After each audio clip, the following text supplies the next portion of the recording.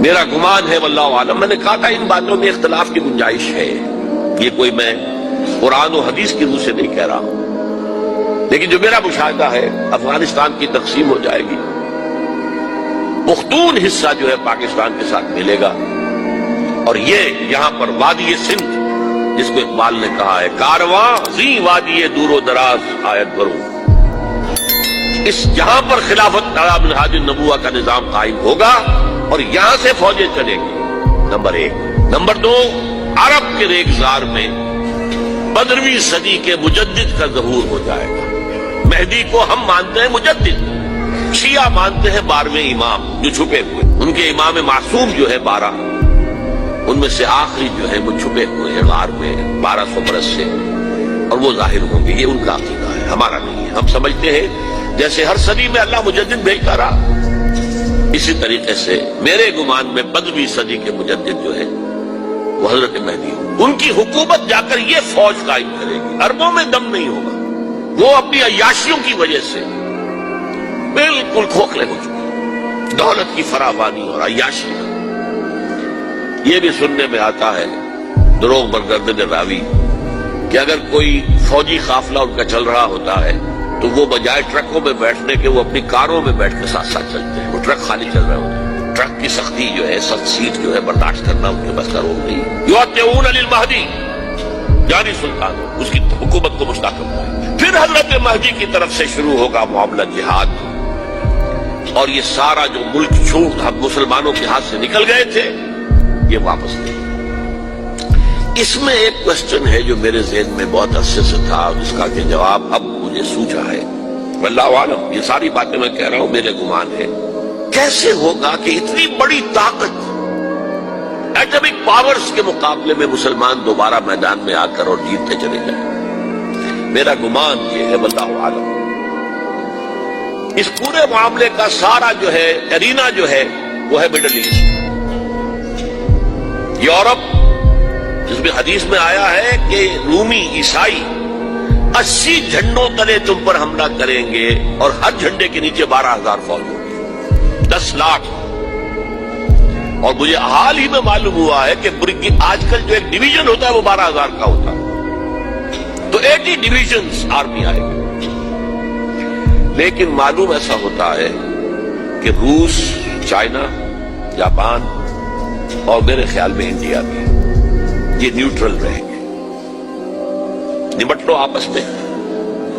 تو ابراہیمی قوموں کا جھگڑا ہے نا کہ فلسطین کس کا ہے، مسلمان کہتے ہیں ہمارا ہے، یہودی کہتے ہیں ہمارا، عیسائی کہتے ہیں ہمارا، تو نمٹ لو، سیٹل یور سکورز۔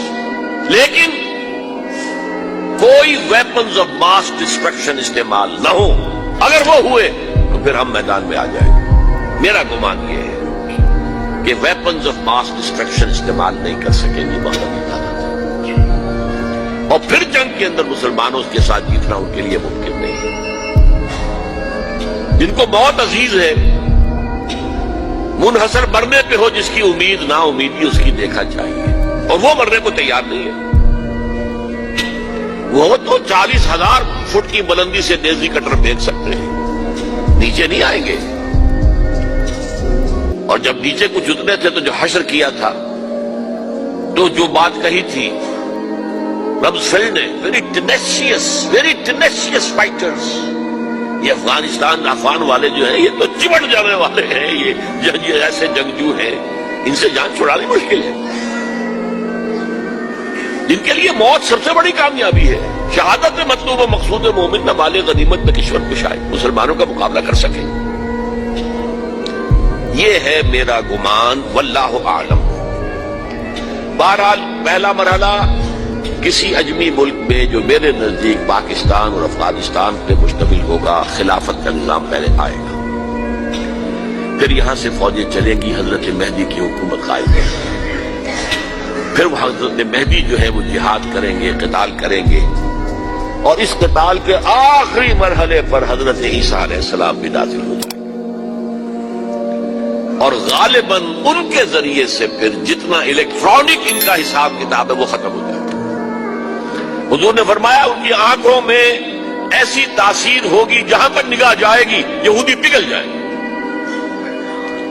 کوئی بہت بڑا لیزر ہوگا، اور ظاہر بات ہے کہ ان کے یہ ہتھیار جو ہے ان کا مقابلہ تو مسلمان نہیں کر سکتے، اور نہ ابھی آپ کو 100 برس بھی یہ سوچ سکتے ہیں کہ کوئی مسلمان ملک اتنی ترقی کر سکتا ہے کہ ان کے مقابلے میں پہنچ جائے ہتھیاروں کے معاملے میں۔ تو یہ اصل میں جو شخص سراپا معجزہ تھا، حضرت عیسیٰ جو ہے سراپا معجزہ، پیدائش معجزہ، آسمان پر اٹھایا جانا معجزہ، خلق حیات، بنایا مٹی کا پرندہ، پھونک ماری اڑنے لگا، احیاء موتا، مردہ کو کہا اٹھو قم باذن اللہ، اٹھ گیا چلنے لگا، مادرزاد اندھے کے آنکھ پر ہاتھ پھیری اور اس کو آنکھیں اللہ نے دے دی، کوڑی کے جسم پر ہاتھ پھیرا اور کوڑ صاحب، اس سے بڑے معجزے تو کسی کو دیے ہی نہیں گئے، سراپا معجزہ۔ وہی آ کر آخری جو بھی ہوگا معاملہ، اس کے اندر حضرت عیسیٰ کی معجزاتی شخصیت جو ہے در حقیقت وہ فیصلہ کن۔ میرے نزدیک یہ ہیں وہ چیزیں جس کی بنا پر میں سمجھتا ہوں کہ حالات جو ہے جدھر جا رہے ہیں، حضرت عیسیٰ کے آنے کے بعد 2 نتیجے نکلیں گے۔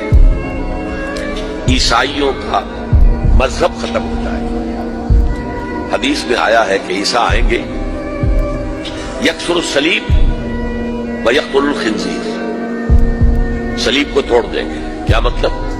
کہاں تم صلیب اٹھائے پھر رہے، میں صلیب لیا ہی نہیں گیا، یہ سب تمہارا ایک من گھڑت قصہ ہے، مجھے تو اللہ نے پہلے اٹھا لیا تھا، وما قتلوہ وما صلبوہ، صلیب ہی پر کھڑی ہوئی ہے عیسائیت ساری کی ساری، اور خنزیر کو قتل کر دی۔ خنزیر تم نے کیسے حلال کر دیا اپنے لیے؟ کبھی اسلامی شریعت کے اندر موسیٰ کی شریعت میں حرام تھا، وہی موسیٰ کی شریعت میں تمہیں دے کر گیا تھا۔ Don't think I have come to destroy law, یہ لا تم پر نافذ رہے گا۔ گویا کہ عیسائی مذہب ختم ہو کر اسلام میں منتخب ہو جائے گا، یہودی ایک ایک ختم کر دیا گیا۔ یہودی کیوں اس انجام کے مستحق ہیں؟ اللہ کا پرانا قاعدہ چلا آ رہا ہے، جس قوم کی طرف کسی رسول کو بھیجا، اگر قوم نے بحیثیت مجموعی رسول کا انکار کیا وہ ہلاک کر دی گئی۔ قوم نوح ہلاک ہوئی یا نہیں؟ قوم ہود، عاد ہلاک ہوئی یا نہیں؟ قوم سمود جن کی طرف حضرت صالح بھیجے گئے، قوم شعیب،